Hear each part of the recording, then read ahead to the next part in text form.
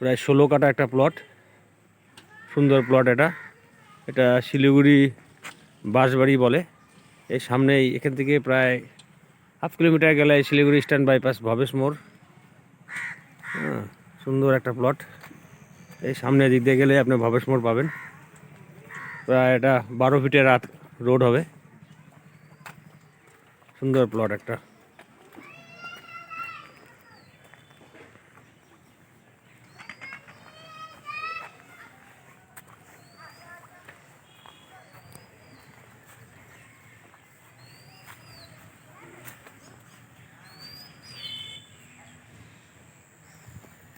যারা ইনভেস্ট করতে চায়